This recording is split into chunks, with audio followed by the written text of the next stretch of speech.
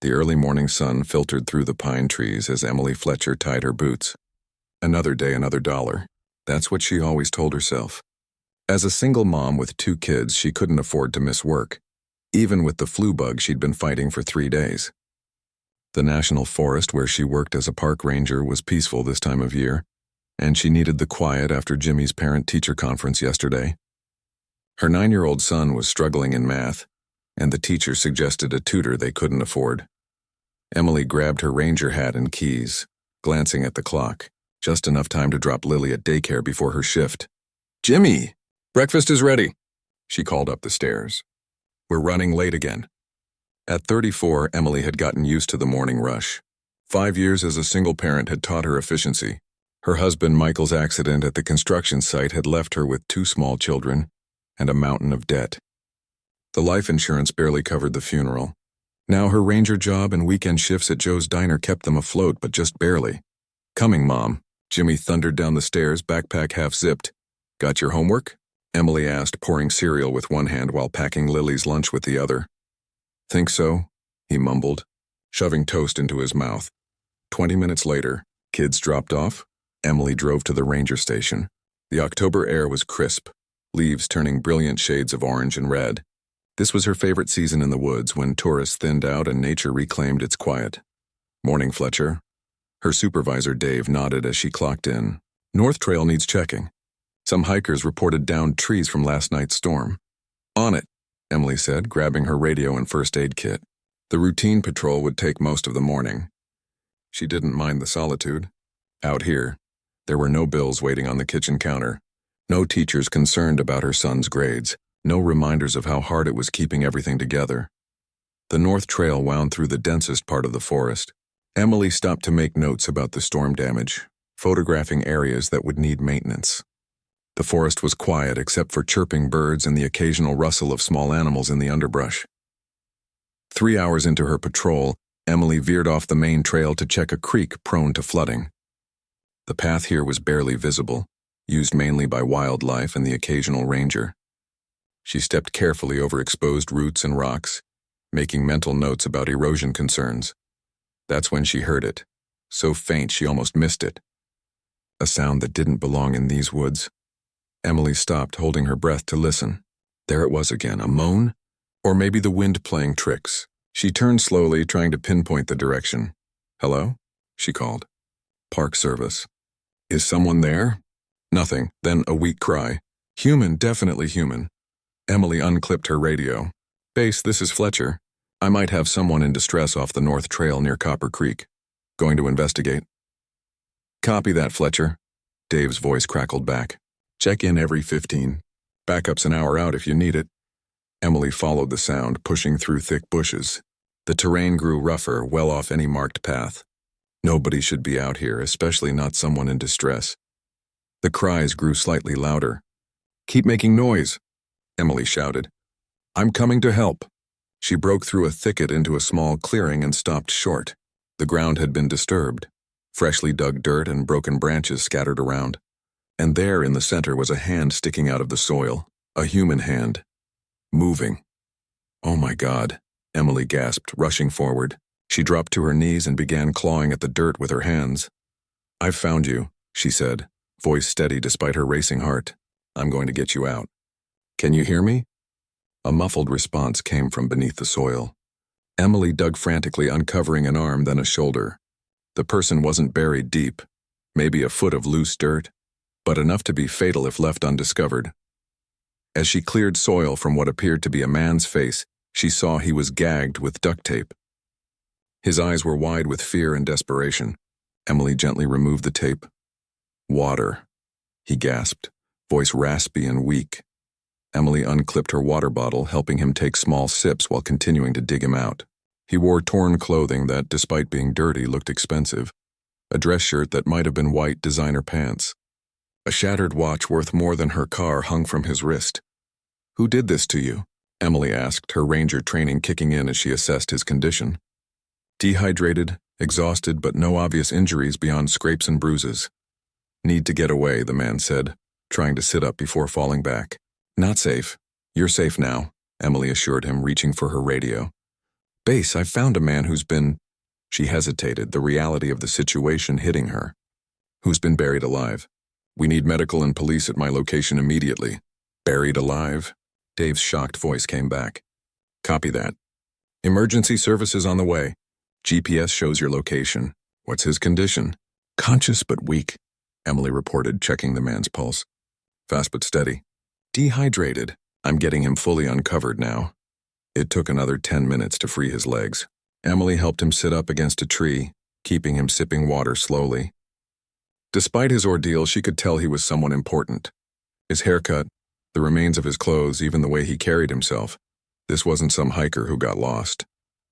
I'm Emily Fletcher, park ranger, she said. Help is coming. Can you tell me your name? The man looked at her with exhausted eyes. Alexander, he said. Alexander Reeves. The name tickled something in Emily's memory, but she couldn't place it. How long have you been out here, Alexander? 3 days, I think, he said, his voice getting stronger. They took me from my car. Drove for hours. I heard them talking about making it look like I disappeared on a hike. Emily's blood ran cold. This was no accident. This was attempted murder. Who would do this to you? She asked, scanning the woods around them. Were the attackers still nearby? Alexander shook his head. Business rivals. Dangerous people. He grabbed her wrist suddenly, his grip surprisingly strong. They can't know you found me. Not yet. Emily gently removed his hand. You're in shock. The police will handle this. You need medical attention. You don't understand, Alexander insisted, his eyes clearing as determination replaced fear. These people have connections. Police, government, they have eyes everywhere. Emily had seen plenty of hikers in various states of panic or delirium. This man had been through a traumatic experience, and paranoia was a natural response. Still, something about his intensity made her uneasy. What's your full name? She asked, trying to keep him talking until help arrived. Alexander Reeves, he repeated. CEO of Reeves Technologies. Now the name clicked. Even Emily, who barely had time for news, recognized it. Alexander Reeves was one of the richest tech moguls in the country. His face occasionally appeared on magazine covers and news segments about innovation and wealth. Someone tried to kill a billionaire in my forest, she muttered, the situation becoming even more surreal. Alexander was studying her face now. Fletcher, he said, reading her name tag. Emily Fletcher. A strange look crossed his face. Any relation to Michael Fletcher? Emily froze. How did this man know her husband's name? He was my husband, she said cautiously. He died 5 years ago. Alexander closed his eyes briefly as if processing this information. When he opened them, there was something new there. Recognition. Perhaps even guilt. Before I pass out, he said, his voice dropping to barely a whisper, there's something you need to know. Emily leaned closer, suddenly afraid of what this stranger might say. Michael's death, Alexander whispered, his voice fading as exhaustion overtook him. It wasn't an accident. And I think I'm the reason they killed him.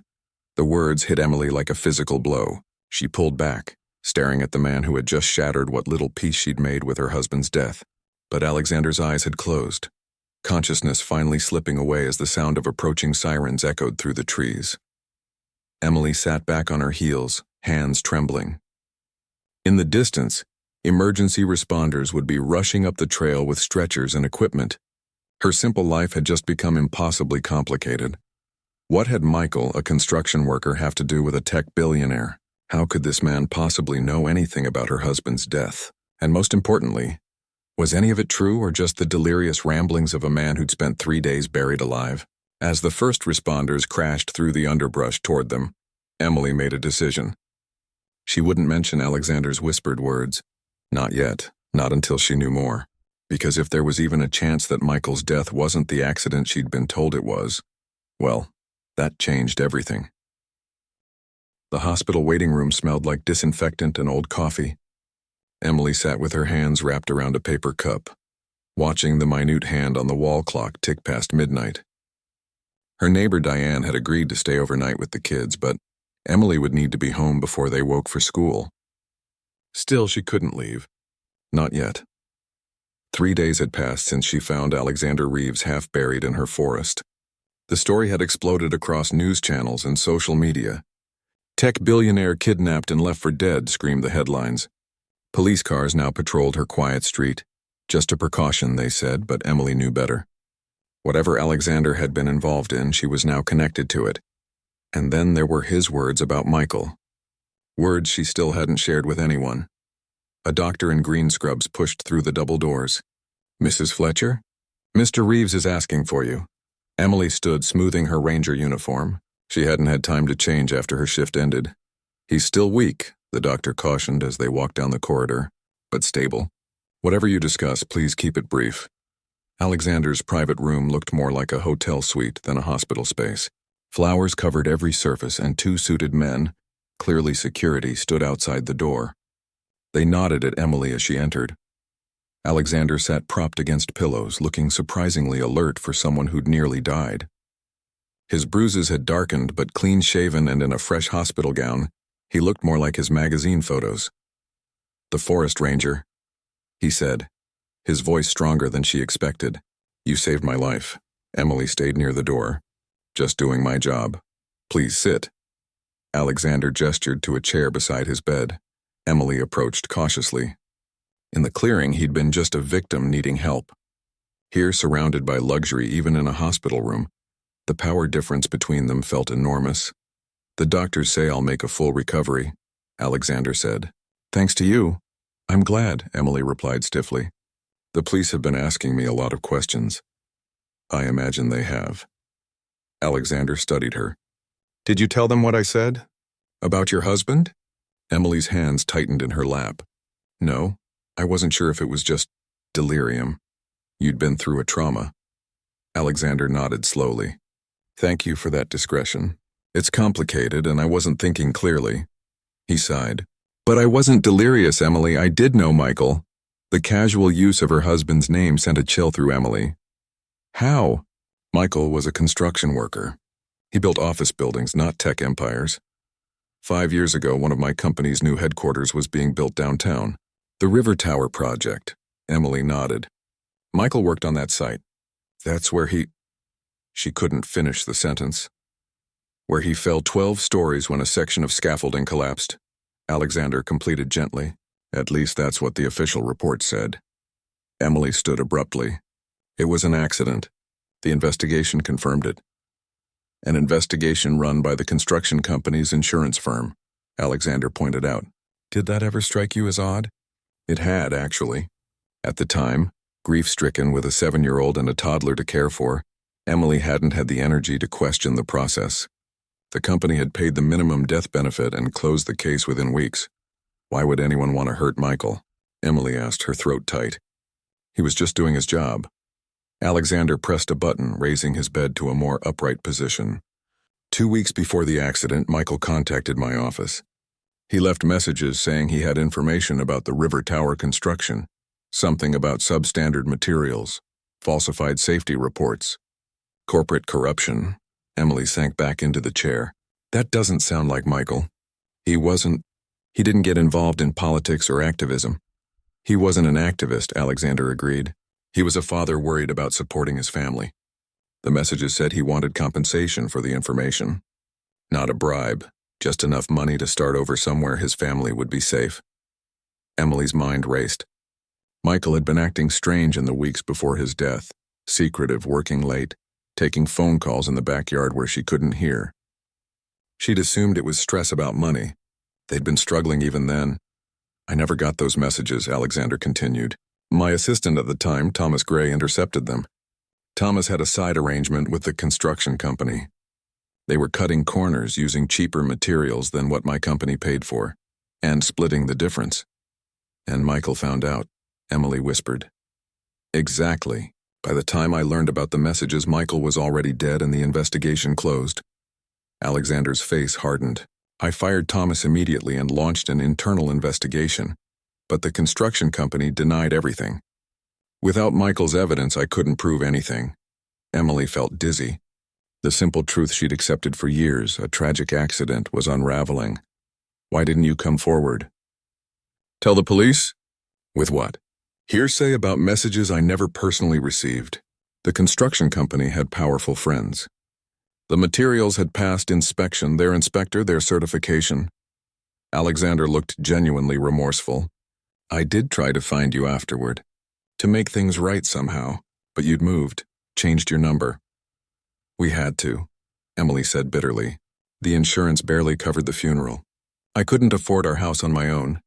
They sat in silence, the beeping of medical equipment marking the seconds. So why tell me now? Emily finally asked. After 5 years? Because my kidnapping isn't a coincidence, Alexander said, lowering his voice. I never stopped investigating, Emily. Quietly, carefully. I've been gathering evidence about the construction company, the falsified reports, everything. Last month, I finally had enough to go public. Then suddenly I'm grabbed from my parking garage and wake up being buried alive. Emily felt cold. You think the same people who might have hurt Michael tried to kill you? I know it, Alexander said firmly. Carson Construction isn't just a company. It's a front for money laundering, with connections to organized crime. The River Tower was just one of dozens of projects where they cut corners and pocketed millions.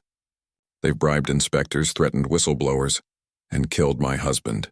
Emily finished, anger finally breaking through her shock. Alexander nodded grimly. I believe so. And they'll keep hurting people unless they're stopped. Emily stood again, pacing the small room.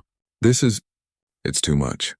I've spent 5 years rebuilding our lives, telling my children their father died in an accident. Now you're saying he was murdered? That the people who did it might come after us? That's why I have security outside, Alexander said. They're watching your house too. Those unmarked cars? Emily shook her head in disbelief. I thought they were police. Better than police, Alexander assured her. Former military. The best security money can buy. Emily laughed without humor. Well, that's a comfort. My kids are protected by mercenaries while I process that my husband was murdered. I'm sorry, Alexander said quietly. I know this is overwhelming. Emily turned to face him. Do you have proof? Real solid proof that Michael was killed because of what he knew? Not yet, Alexander admitted. But I'm close. The evidence I've gathered about Carson Construction shows a pattern. Michael's death fits that pattern perfectly.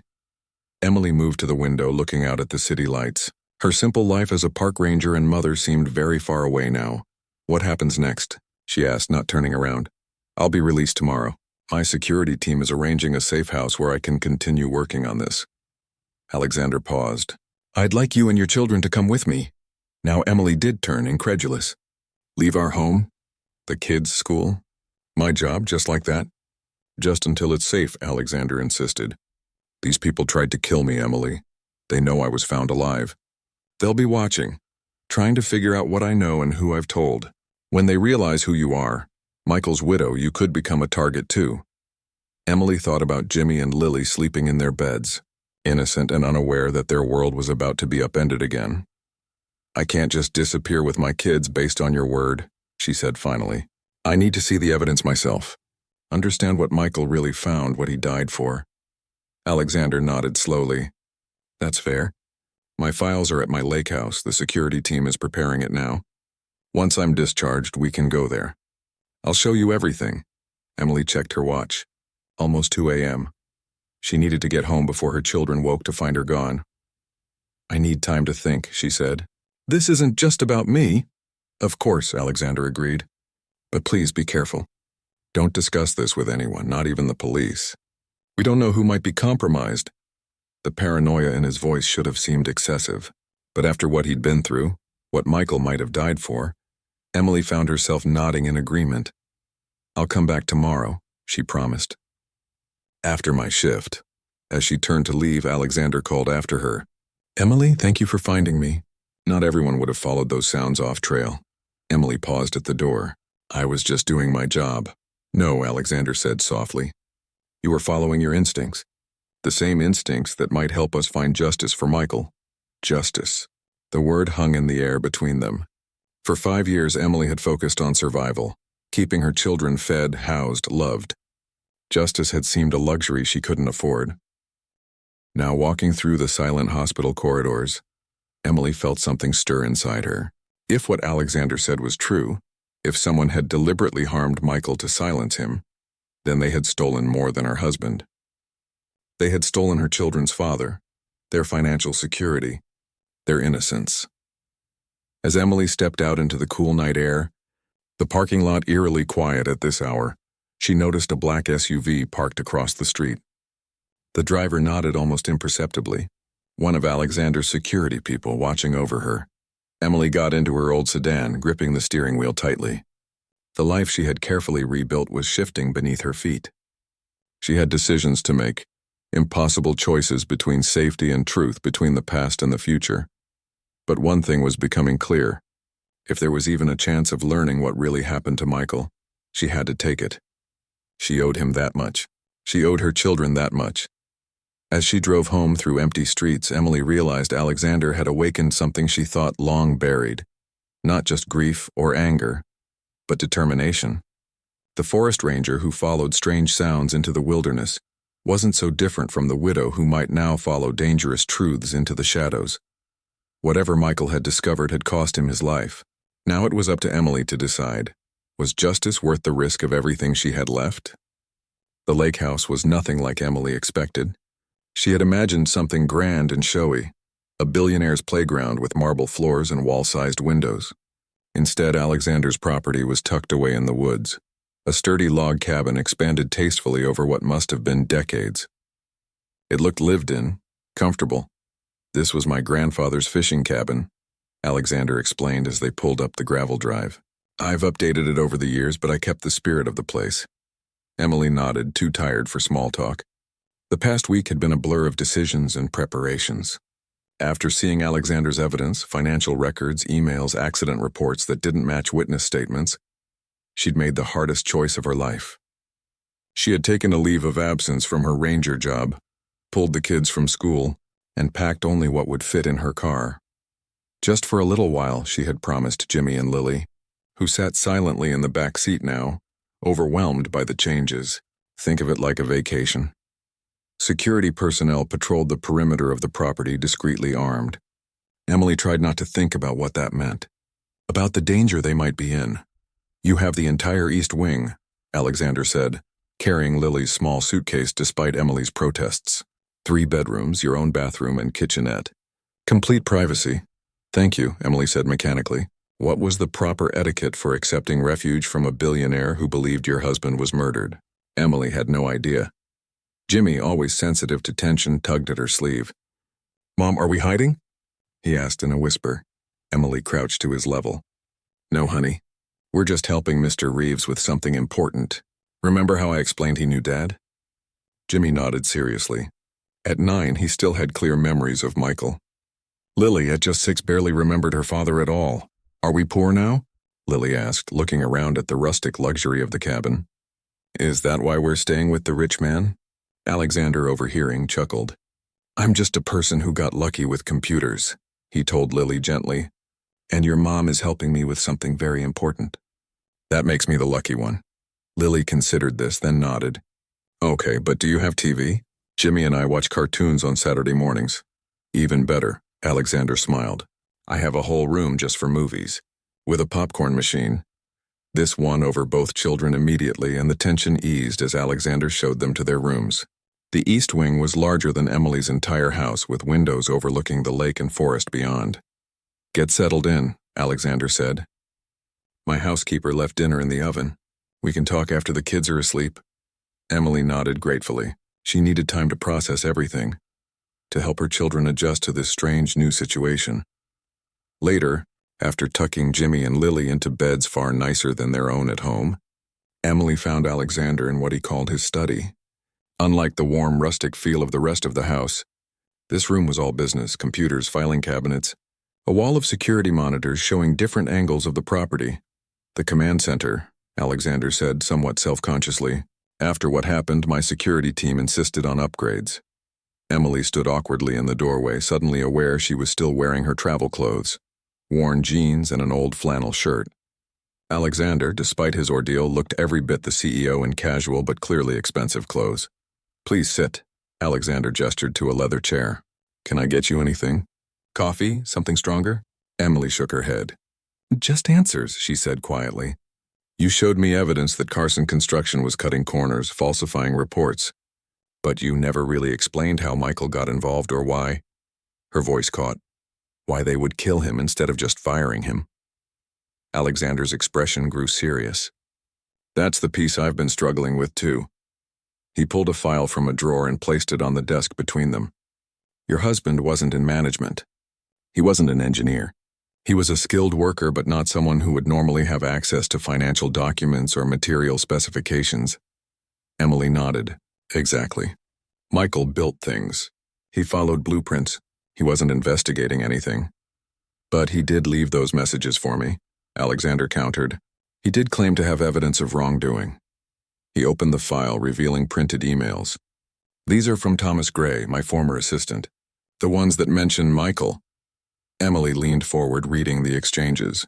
Most were business-related, but one caught her eye. Handled the Fletcher situation. No trail back to us. Construction company taking the fall as workplace accident. Her hands trembled as she pushed the paper away. This is proof. It's circumstantial, Alexander said grimly. Enough to convince me, but not enough for court. Thomas deleted most of his communications before I caught on. Emily thought back to those final weeks of Michael's life. There was something, she said slowly. Michael stayed late at work several nights. Said he was doing inventory. I thought it was odd. That wasn't his job. Alexander straightened. Inventory of what? I don't know. But he came home one night really upset. He'd been on his phone in the backyard. He did that when he didn't want me to hear. When he came in, he looked scared. Emily closed her eyes, remembering. He said something about needing to document everything before they switched it out. Alexander was typing notes into his computer. Materials, he said, almost to himself. He was documenting the substandard materials before they could be hidden or replaced. But how would he know they were substandard? Maybe he wouldn't, not technically, Alexander reasoned. But if he saw different materials arriving than what was on the official manifests. If he noticed substitutions, Michael was detail-oriented, Emily agreed. He noticed things others missed. And he knew construction materials, what things should look like, how they should perform. Alexander nodded. So he starts noticing discrepancies. Maybe overhears conversations he shouldn't. Starts taking notes, maybe pictures. Pictures, Emily repeated, a memory surfacing. His phone. Michael got a new phone about a month before he died. Said his old one broke, but it seemed fine the week before. And after the accident, I never got it back. The company said it was destroyed in the fall. Alexander's eyes narrowed. Or they took it. If he was documenting everything on his phone, that would be the evidence, Emily finished. But it's gone. Destroyed years ago. Maybe not, Alexander said, turning to his computer. If Michael was really gathering evidence, he would have been worried about losing it. About it being found or destroyed. Emily thought about Michael's careful nature, his methodical approach to problems. He would have made copies, she realized. Backups. Exactly. And if he was smart, which it sounds like he would have stored them somewhere safe, somewhere not connected to him directly. Alexander looked at Emily. Did Michael have a close friend? Someone he trusted completely? Emily thought back. Michael had been friendly with his co-workers, but his closest friend had been his brother, she said. Robert, they were close. Rob lives a few hours north, works as a mechanic. Have you stayed in touch? Emily nodded. Christmas cards, birthday calls for the kids. He checks in every few months. He wanted to help after Michael died, but he was struggling himself. Recently divorced, money problems. Alexander was already reaching for his phone. We need to contact him, carefully. If Michael left evidence with his brother. Hold on, Emily raised her hand. It's almost midnight, and we can't just call and ask about secret evidence Michael might have hidden. If what you're saying is true, if these people killed Michael and tried to kill you, then Rob could be in danger too. Alexander set the phone down, acknowledging her point. You're right. We need to be smarter than that. What if you reached out normally, asked to visit? It wouldn't seem suspicious for you and the kids to see family. Emily nodded slowly. I could do that. But what about your security concerns? You thought it wasn't safe for us to stay at home. My team can accompany you discreetly, Alexander assured her. Make it look like a normal family visit. Emily sat back, suddenly overwhelmed. A week ago, her biggest concern had been Jimmy's math grades. Now she was planning covert evidence-gathering missions with security details. Why are you doing this? She asked abruptly. You barely knew Michael. You've already been nearly killed once. Why risk everything to pursue this? Alexander was quiet for a long moment. When I started my company, he finally said, I had nothing. I built it from scratch, working 18-hour days, sleeping on friends' couches. I promised myself that if I ever made it, I'd build something that mattered. Something ethical. He stood, walking to the window overlooking the dark lake. The river tower was my first major headquarters. My statement to the world that Reeves Technologies had arrived. I trusted people to build it right, to do things honorably. His voice hardened. Instead, they cut corners, stole money, and apparently killed an honest man who tried to speak up. He turned back to Emily. So yes, it's personal. They corrupted my dream. They used my company as cover for their crimes. And most unforgivably, they hurt innocent people, including your family. Emily studied him, trying to reconcile this passionate man with the cold corporate image she'd seen in news photos. And if we find this evidence, what then? Then we take it to people I trust, Alexander said firmly. Federal investigators, not local police. People beyond the construction company's influence. We make it so public, so irrefutable that no one can sweep it under the rug. Emily thought about what that would mean. A public investigation, media attention, her children learning the truth about their father's death. And what about Jimmy and Lily? She asked softly. How do I protect them through all this? Alexander's expression softened. One step at a time. First we find the evidence. Then we make a plan that keeps everyone safe. He hesitated. Emily, I can't undo what happened to Michael. But I can try to make it right. Get justice for him. Security for you and the kids. Emily stood, suddenly tired beyond words. I'll call Rob tomorrow. Set up a visit for next weekend. As she turned to go, Alexander spoke again. Emily, thank you for trusting me. I know it can't be easy. Emily paused in the doorway. I don't have much choice, she said honestly. If what you've shown me is true, then Michael died trying to expose something important. I owe it to him to finish what he started. Back in her borrowed bedroom, Emily sat on the edge of the luxurious bed, looking at the photo of Michael she'd placed on the nightstand. It was from their camping trip the summer before he died. Michael grinning, holding a tiny lily while Jimmy proudly displayed a fish they'd caught. What did you get mixed up in? She whispered to the smiling face. What were you trying to protect us from? For 5 years, she'd accepted the official story, grieved, moved forward, built a life without Michael. Now everything was in question again. As she finally lay down to sleep, Emily realized something unsettling. Despite the danger, despite the painful reopening of old wounds, she felt more alive than she had in years. The ranger who ventured off trail to find a man in distress was the same woman who would now venture into dangerous territory to find the truth about her husband. Whatever Michael had discovered had been important enough for him to risk everything, important enough for powerful people to kill him. Now 5 years later, those same people had tried to silence Alexander the same way. They had failed. And in that failure, perhaps, was Emily's chance to finally understand why her children had grown up without their father. Sleep came slowly that night, filled with dreams of ringing phones and falling men and secrets buried in the ground, waiting to be uncovered. Robert Fletcher's auto shop sat on the edge of a small town 3 hours north, the kind of place where everyone knew everyone and outsiders were noticed. Emily gripped the steering wheel tighter as she pulled into the gravel parking lot. Alexander's security team had driven ahead in a separate vehicle, posing as tourists at the local motel. 2 more followed discreetly behind, maintaining what they called a protective bubble around Emily and the kids. Uncle Rob, Jimmy called, jumping out of the car before Emily could stop him. Robert emerged from the garage bay, wiping greasy hands on a rag. He looked so much like Michael that Emily's breath caught. The same broad shoulders, the same crinkles around his eyes when he smiled. Look at you, getting so tall. Rob swung Jimmy up in a bear hug before setting him down to embrace Lily. And my little princess. Not so little anymore. Emily stepped forward for her own hug, the familiar smell of motor oil and Rob's aftershave bringing a wave of nostalgia. Michael had smelled the same way after the brothers spent weekends tinkering with cars. This is a nice surprise, Rob said, leading them toward the small apartment behind the shop. When you called about visiting, I figured something must be up. You haven't been up here since the funeral, Emily finished quietly. I know I should have brought the kids more often. Rob waved this off. You've had your hands full. Single mom, 2 jobs. Michael would be proud of how you've managed. Inside Rob's apartment was bachelor simple but clean. Car magazines stacked neatly on the coffee table. A few of Jimmy and Lily's school photos on the fridge. And there on the wall a picture of the Fletcher brothers as teenagers, arms slung over each other's shoulders, grinning identical grins. So, Rob said once the kids were settled with sodas and the TV. Not that I'm not thrilled, but what brings you all this way? Your call seemed, I don't know, like something was on your mind.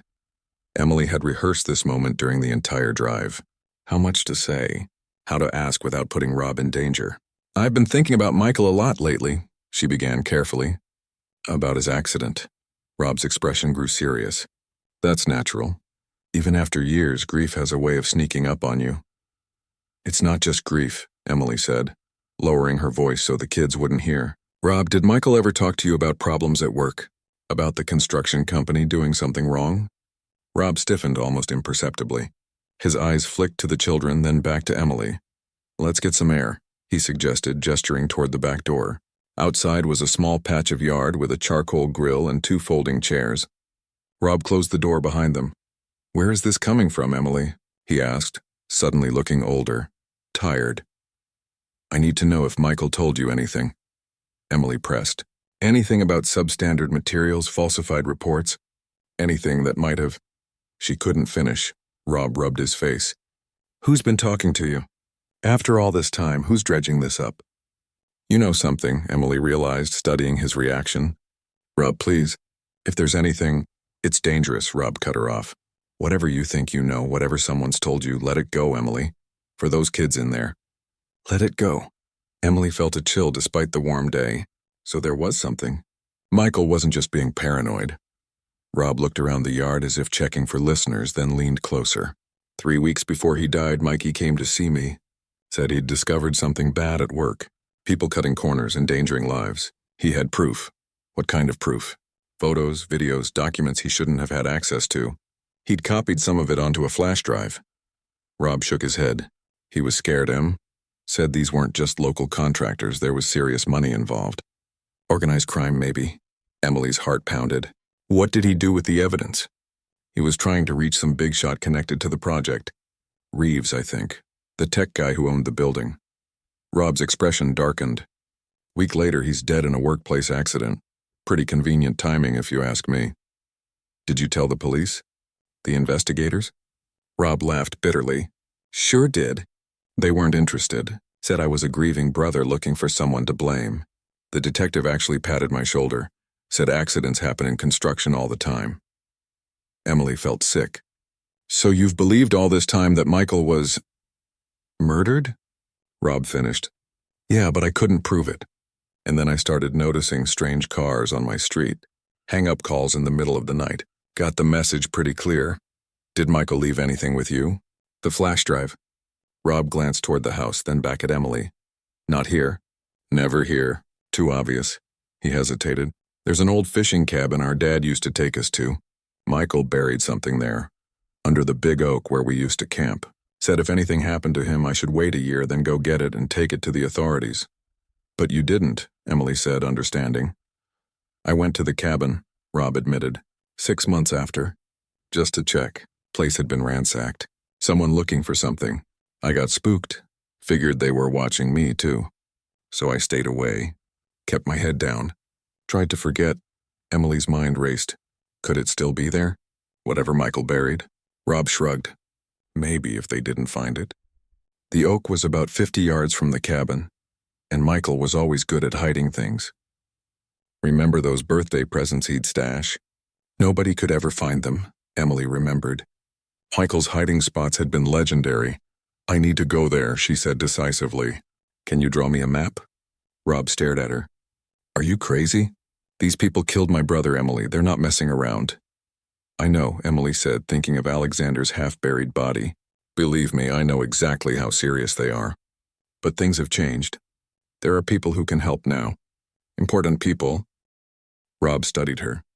What aren't you telling me? Emily took a deep breath. Alexander Reeves, the tech billionaire Michael was trying to contact? Someone tried to kill him too. Buried him alive in my forest. I found him. Rob's jaw dropped. Holy. Are you serious? That was you? It was all over the news. Emily nodded. He knows about Michael. He's been investigating the construction company for years, and he's helping me now. Rob sank into one of the folding chairs. This is big, Em, really big, and really dangerous. I need to know the truth, Emily said simply. For Jimmy and Lily, don't they deserve to know what really happened to their father? Rob was quiet for a long moment. The cabin's about 2 hours northwest of here. Up in the mountains. Not easy to find unless you know where to look. He sighed. I'll draw you a map. But Emily, be careful. These people have already taken one Fletcher. Don't let them take another. Inside, Emily found Jimmy and Lily absorbed in a cartoon. Rob retreated to his bedroom, returning with a hand-drawn map and a faded photograph. The cabin's here. He pointed to an X on the crude map. And this is the oak. He showed her the photo, 2 young boys in fishing gear standing beside a massive oak tree. It's got that weird split in the trunk like a Y, can't miss it. Michael said he buried the package 10 paces from the trunk, in the direction of the sunrise. Emily folded the map carefully. Thank you, Rob. Don't thank me, Rob said grimly. Just be safe. And if you do find something, he glanced at Jimmy and Lily. Make those bastards pay for what they took from these kids. Emily hugged him tightly. We will. The visit continued with forced normalcy. Lunch, reminiscing, Rob showing Jimmy how to change oil in a car. But an underlying tension remained. When it was time to leave, Rob hugged the kids extra long, then pulled Emily aside. I've been thinking, he said quietly. Maybe I should come with you. To the cabin? Emily shook her head. Too dangerous. Besides, someone needs to stay with the kids. I'll be careful, she promised. And I won't be alone. Back at Alexander's lake house that evening, Emily spread Rob's map on the study desk. It's remote, she explained, tracing the route. Old hunting land that their father bought decades ago. Michael and Rob spent summers there as kids. Alexander studied the map. No road access for the last mile. We'll need to hike in. And we'll need to be careful, Emily added. Rob said he checked the cabin once after Michael died and it had been searched. They might still be watching. Alexander nodded grimly. My security team will handle reconnaissance. They'll make sure it's safe before we go in. I need to be there, Emily insisted. If Michael left something, I need to find it myself. Alexander looked like he might argue, but simply nodded. We'll go tomorrow. Small team, you, me, 2 security personnel. Minimal equipment. In and out quickly. As Emily turned to check on the children, Alexander called after her. Emily, we're close. Whatever Michael found, whatever he died for, we're close to knowing the truth. Emily nodded, unable to speak past the lump in her throat. 5 years of accepting, of moving on, of building a life without answers, all of it leading to this moment. Dawn broke clear and cool the next morning. Emily dressed in hiking clothes, her ranger training guiding her choices.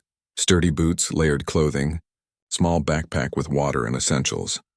Alexander's security team had already departed hours earlier to scout the area. Now, as Emily slid into the passenger seat of Alexander's rugged SUV, she felt a strange calm. This was what Michael would have wanted. Someone finishing what he started, seeking the truth he'd died to expose. The kids? Alexander asked as they pulled away from the lake house. Still sleeping. Your housekeeper will watch them. I left a note saying we went hiking. Emily stared out the window as familiar landscape gave way to increasingly remote terrain. They can't know where we're really going. What we're doing, Alexander nodded. Of course. They drove in silence for nearly an hour, finally turning onto a narrow dirt road that wound up into the mountains. We'll stop here, Alexander said, pulling over at a small clearing. Hike in the rest of the way.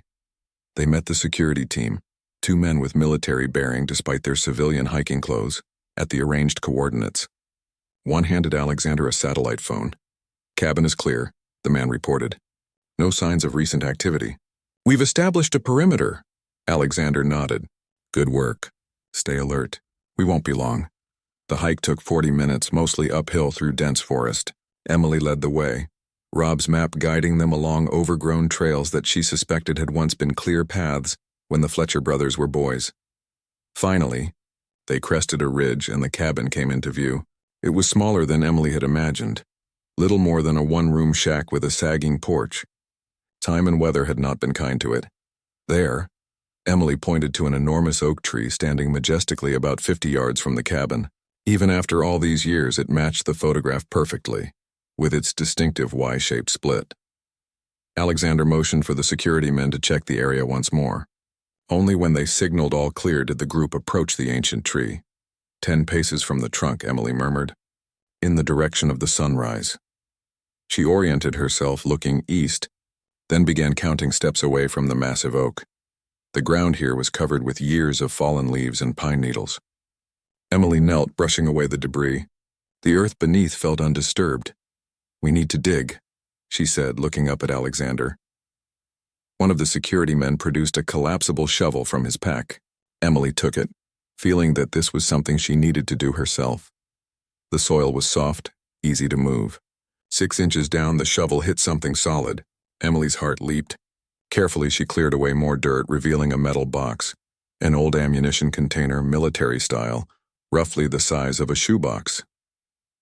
"That's it," she whispered, gently lifting it from the earth.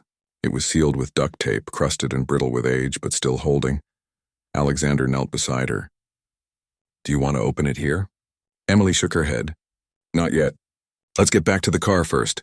The hike back seemed faster, urgency driving their pace. Once safely in Alexander's SUV, doors locked and security team keeping watch, Emily finally peeled away the deteriorated tape. Inside the box was a plastic bag containing a flash drive, a small notebook, and a sealed envelope with Emily's name written in Michael's familiar handwriting. Her hands trembled as she opened the letter first. "M, if you're reading this, something's happened to me. I hope to God I'm just being paranoid, that I'll dig this up myself someday and we'll laugh about it. But if not, you need to know what I found. The company is using substandard materials in the river tower, not just cutting corners. Dangerous stuff. Concrete mixed wrong. Support beams that won't hold in an earthquake. I've documented everything on the flash drive. There's more, though. I overheard the site manager talking about other buildings, other projects. This isn't just one building, Em. It's dozens across the city. Thousands of people at risk. I'm trying to get this to Reeves himself. It's his company's headquarters, his name on the building. But they're watching me. If something happens, get this to the authorities. Not local, they're paid off, federal, and be careful. These people have money, power. I'm doing this for you and the kids. The money they offered to keep quiet would set us up for years. But I couldn't live with myself if someone died because I looked the other way. I love you. Always have, always will. Tell Jimmy and Lily their dad tried to do the right thing." Michael, Emily couldn't stop the tears. After 5 years, here was Michael's voice again. His words, his handwriting, his moral certainty. Alexander gently took the flash drive. "We'll check this right away. If it contains what Michael says it does, it will," Emily said with absolute confidence. Michael wouldn't have risked everything on a hunch. As they drove back toward the lake house, Emily clutched the letter and notebook. The metal box sat on the floor at her feet, empty now of its secrets. Like Emily herself, it had held its truth buried and hidden for years. And like Emily, it had finally revealed what it had protected for so long. "What happens now?" she asked as the mountain roads gave way to highways. "Now," Alexander said, a hardness in his voice she hadn't heard before. "We make them pay. For Michael. For everyone they've put at risk. For trying to bury me in the woods." Emily nodded, thinking of her children back at the lake house, of Michael's words. "I'm doing this for you and the kids. They never expected this, did they?" She said after a while, "A park ranger finding you in the woods? Michael's widow working with you years later?" Alexander glanced at her, a smile ghosting across his face. "No, they didn't expect you." "Emily, that was their mistake." As the SUV sped toward the lake house, toward whatever would come next, Emily felt something settle inside her, not peace exactly, but purpose. Michael had tried to protect people from danger. Now she would finish what he started. Whatever came next wouldn't be easy. There would be danger, legal battles, media scrutiny. But finally, after 5 long years, she had the truth. Michael hadn't fallen. He'd been pushed because he stood up for what was right. Now it was her turn to stand. 2 months later, Emily stood at the back of a crowded federal courthouse, watching as Carson Construction's CEO and 3 executives were led away in handcuffs. Next to her, Robert squeezed her hand. "He did it," Rob whispered. "Michael actually did it." Emily nodded, unable to speak past the emotion clogging her throat. The evidence Michael had gathered, combined with Alexander's years of investigation, had proven irrefutable. The construction company had systematically falsified safety reports, used substandard materials, and bribed inspectors across dozens of projects. When Michael threatened to expose them, they'd silenced him permanently. Now, 5 years later, justice had finally arrived. Outside the courthouse, reporters swarmed around Alexander, who had become the public face of the case. Emily hung back, keeping Jimmy and Lily close. They were still processing the truth about their father's death, that he hadn't died in an accident but while trying to protect people. Will those bad men go to jail forever? Lily asked, watching the handcuffed executives being loaded into police vehicles. For a long time, Emily assured her. They hurt a lot of people. Dad tried to stop them, Jimmy said, a mixture of pride and sadness in his young voice. He was like a superhero. He was, Emily agreed, hugging him close. A real-life hero who did the right thing even when it was hard. The past 2 months had been a whirlwind. After discovering Michael's evidence, Alexander had moved quickly, bringing in trusted federal investigators.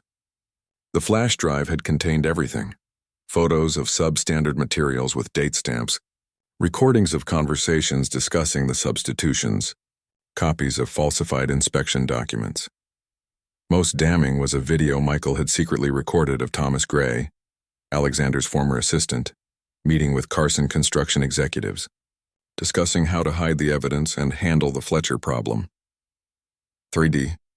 Video had been time-stamped just 3 days before Michael's death. The notebook had proven equally valuable. Michael's meticulous notes detailing dates, names, materials, and overheard conversations. The final entry, written the day before he died, indicated he was planning to meet Thomas Gray, believing Gray would help get the evidence to Alexander. Instead, Gray had set Michael up. Emily still struggled with nightmares about Michael's final moments. Had he known what was happening when they led him to that scaffold? Had he realized he'd been betrayed? Mrs. Fletcher? Emily turned to find a federal agent approaching. Agent Daniels had been their primary contact throughout the investigation, a no-nonsense woman who'd treated Emily with respect from the beginning. The U.S. attorney would like a word. If you have a moment, Daniels said. In private, Emily glanced at Rob. Can you watch the kids? Inside a small conference room, Emily found not only the lead prosecutor but Alexander and several Justice Department officials. Mrs. Fletcher, the U.S. attorney began. First, let me say again how sorry I am for your loss, and how grateful we are for your courage in bringing this evidence forward. Emily nodded, uncomfortable with praise for simply doing what was right. What happens now? She asked.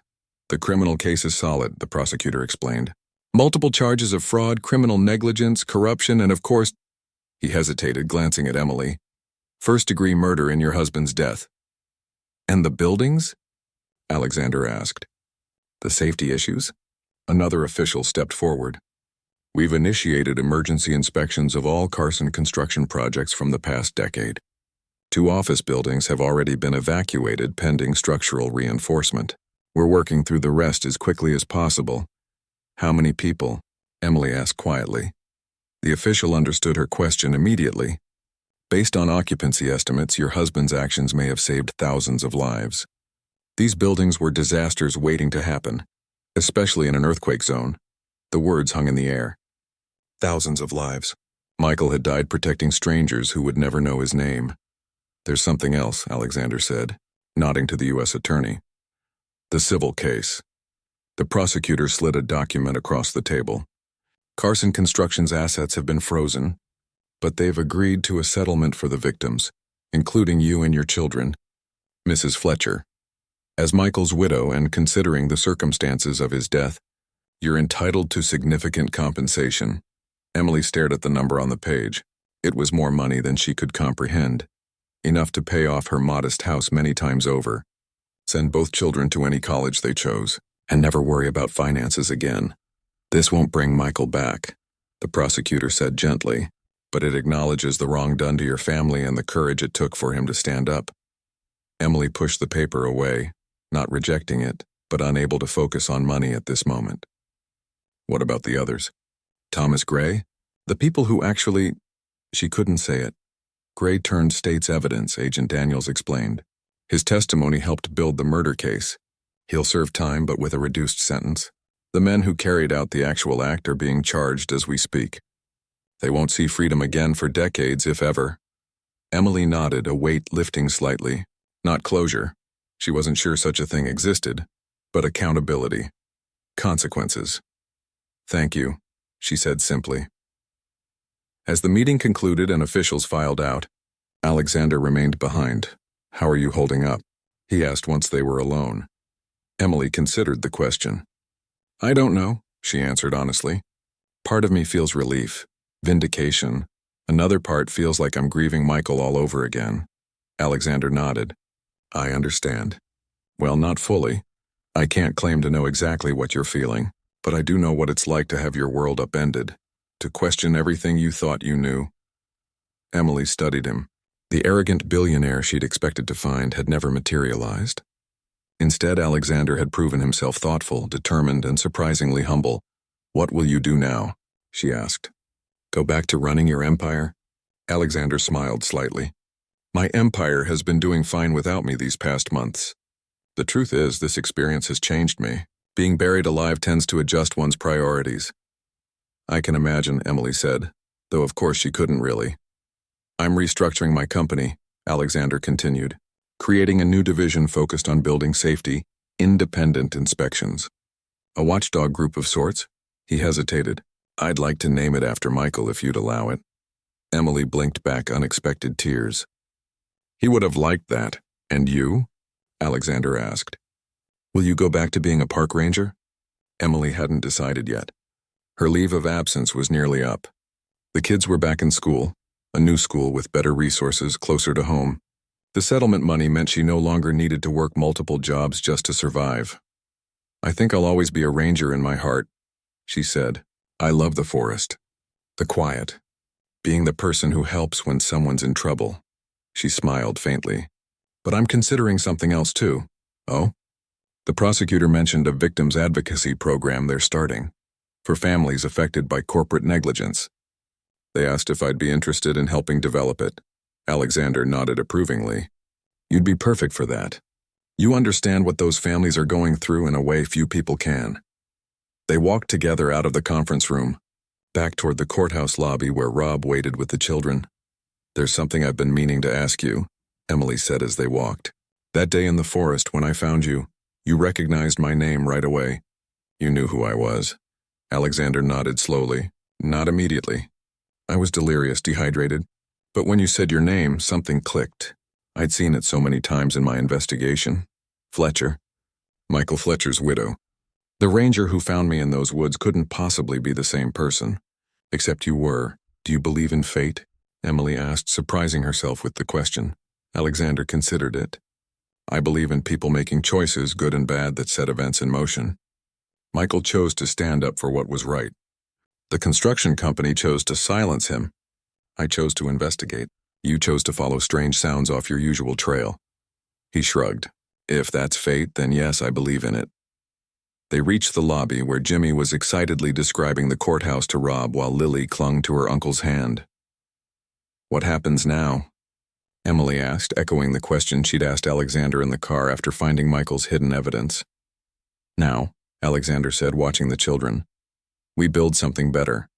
Something that honors what Michael tried to do. Something that keeps people safe.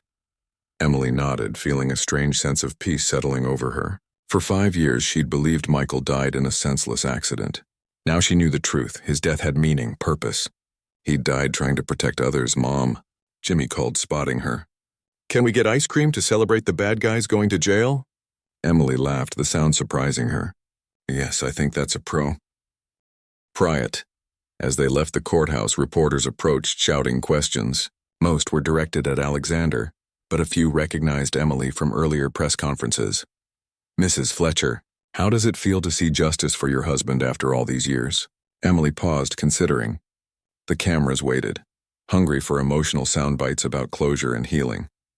But those neat, tidy concepts didn't capture the complex reality of what she'd experienced. Michael believed that doing the right thing matters, she said simply. Even when it's difficult. Even when it's dangerous. Today proves he was right. Later, As they sat in an ice cream parlor watching Jimmy and Lily debate the merits of various toppings, Rob leaned over to Emily. "You know what I keep thinking about?" he asked. "That day in the woods. If you hadn't gone off trail, if you hadn't found Reeves, Michael's evidence might still be buried under that oak tree," Emily finished. Rob nodded. "Exactly. It's like Michael was watching over you, guiding you right where you needed to be." Emily glanced at Alexander. Deep in conversation with Jimmy about rocket science or video games or whatever, had captured her son's imagination today. The billionaire who had almost died in her forest had become something unexpected. A friend, an ally, perhaps something more in time, I think, Emily said carefully. That Michael would be pleased with how things turned out. Not just the justice part, but seeing the kids happy, seeing me finally finding my way forward. Rob squeezed her shoulder. "He would be incredibly proud of you, Em. We all are." As Lily approached with an ice cream cone nearly as big as her head, Emily felt a lightness she hadn't experienced in years. The road ahead would have its challenges. Raising 2 children, navigating new opportunities, perhaps even allowing herself to open her heart again someday. But for the first time since that terrible day 5 years ago, when police officers had appeared at her door with news that shattered her world, Emily felt genuinely hopeful about the future. Michael's whispered words in the forest had set in motion events that brought truth to light, justice to the guilty, and a new beginning for the family he'd loved. His legacy wasn't just in Jimmy's smile or Lily's laugh, but in the lives saved by his courage and in the changes his actions had inspired. Some stories don't end with the tragedy. Sometimes, years later, they continue with redemption, with healing, with new chapters that honor what came before while embracing what lies ahead.